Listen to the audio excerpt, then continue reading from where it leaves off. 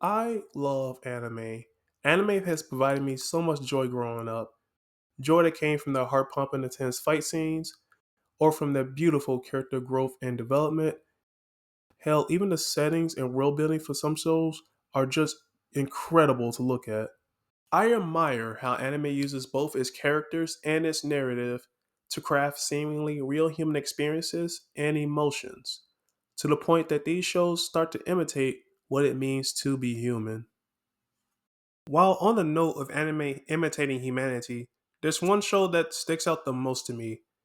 A show that's very much fantasy, but through its characters, it displays a dichotomy so instinctively human that it's almost uncanny. So, let's discuss this dichotomy of selfishness and selflessness in Hunter x Hunter. But before we begin, let's dissect this dichotomy first. Are human beings by nature either selfish or selfless? The age old question that has been asked and attempted to be answered since forever. Some have argued that it is human nature to be self interested, that it is natural for human beings to be indifferent to the well beings of the fellow man, while others have countered this pessimistic belief by saying that human beings are actually selfless in nature, that humans are instinctively altruistic and empathetic to the struggles of others.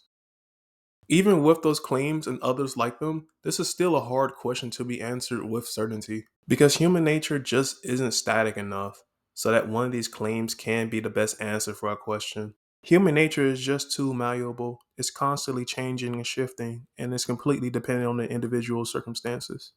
Humans aren't fully self centered monsters or self denying humanitarians. It's much more nuanced. We just have the capacity to become either one. And with that, there's no other show I can think of that can depict this dichotomy quite so well with the same nuance, beauty, and tragedy the way how Hunter x Hunter does.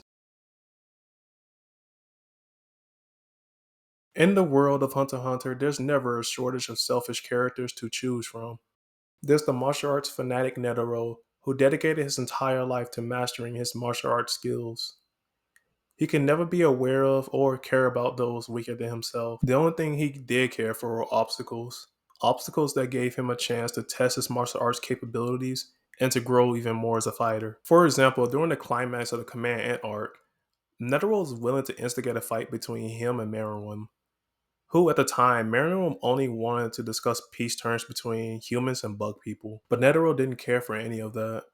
Netero only saw Meruem as the ultimate obstacle, the best challenge, the best fight of his life.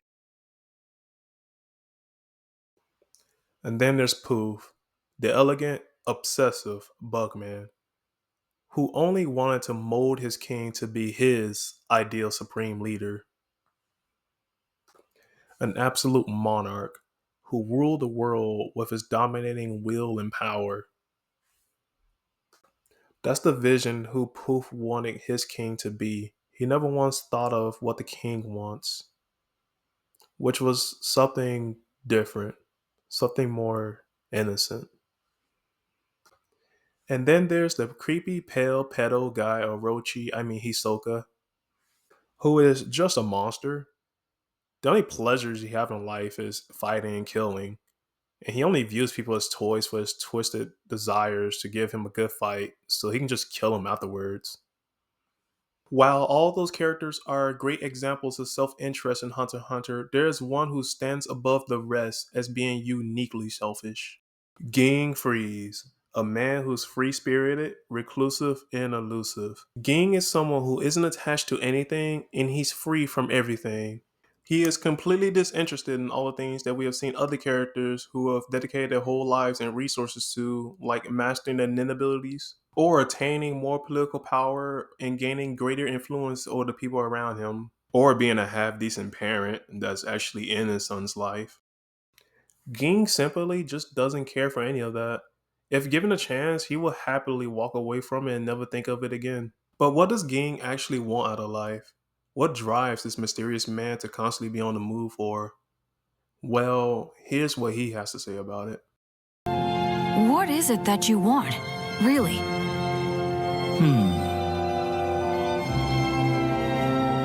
I want whatever I don't have, I guess. Yes, Ging wants everything he does not have at the moment.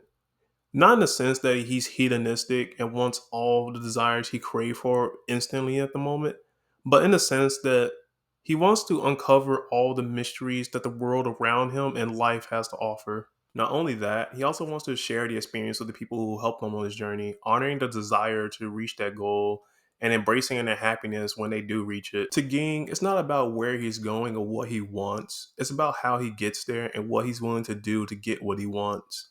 The destination is completely meaningless. It's about the journey. It's about the people who he meets, the people who he helps, and the people who helps him on his journey. That's the philosophy of Gang Freeze, setting a goal and embarking on the journey towards that goal while helping and embracing the people who he meets on that journey and enjoying every last second of it. While Ging's philosophy and desires are admirable and provide great life advice, don't get it twisted in thinking that he's a selfless saint by the end of the series.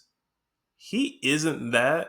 He still is a selfish prick throughout the series who only wants to satisfy his own enjoyment.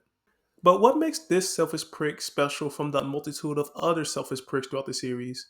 Well, it's about how he goes about expressing his selfishness. As established, Ging will help and cherish the people who he meets on his journey.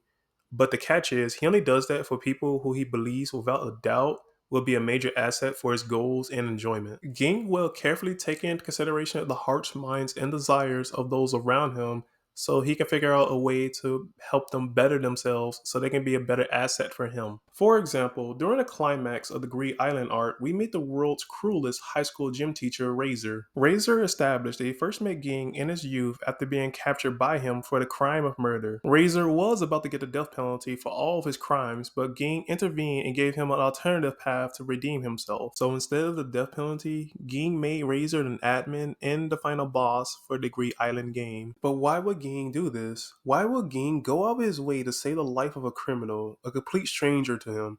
Others in his situation would have collected the bounty, left Razor to die, and move on with their life. Well, the reason is Ging saw the strength and potential within Razor, and he wanted to use that to improve Gon's potential and hinder his journey in catching up with him, which is why Ging told Razor to not hold back against Gon if they were to meet in Greed Island. So essentially, Razor was just a tool for Ging to use to be a speed bump for his son's journey to hunt him down. Ging's motive behind his interaction with Razor may have been selfish, but his method of recruiting Razor positively impacted Razor's life for the best. You see, prior to the eventful introduction, Razor spent the majority of his life being dehumanized, being referred to by insults rather than his own name, and being socially isolated by those around him. The constant anger, humiliation, and rejection eventually boiled over and made a monster out of Razor that would eventually lead a life full of crime and murder. Up until he met Ging, who saw what he needed the most, someone to believe in him and someone to show compassion to him. Ging saw the emptiness within Razor's soul. He saw the stripped away humanity and sense of self within Razor, and instead of ignoring him, he restored him. He restored him by referring to him as his actual name and treating him as if he was an actual person rather than a burden.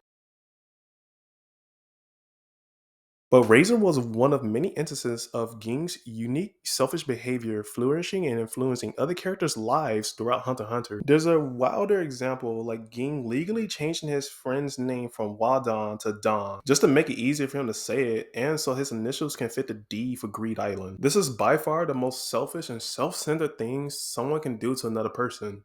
But there's another layer to this name change. In Japan, there's a fortune telling system known as Semen Haiden that can predict a person's fortune and quality of life by the number of strokes it takes for them to write their name in Japanese. In Don's case, his new name tallies up to 7 strokes in Japanese, which means he will receive good luck in life, which correlates to his experience of receiving good luck after the name change. His health and financial situation improved, and he even got into a relationship, which is something he always wanted. In other words, what Game did was probably the most asshole thing someone can do, but his asshole actions had a thoughtful layer to it that actually brought good luck and good fortune to his friend's life. Despite living in a world where an organization gives anyone a license to do whatever they want, acting on all their selfish desires, ambitions, and impulses, and completely disregarding everyone else around him. He may be cold and distant from others, however, he is there when someone needs compassion at their most critical time. Ging understands that no man is an island and that everyone needs help to achieve their goals in life.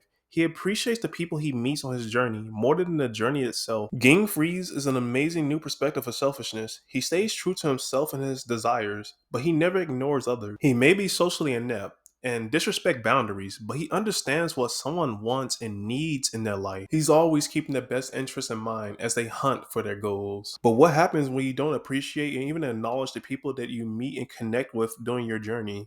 What happens when you lose sight of them and even yourself as you chase your goals? There's no other character that portrays this aspect of selfishness than Ging's own son.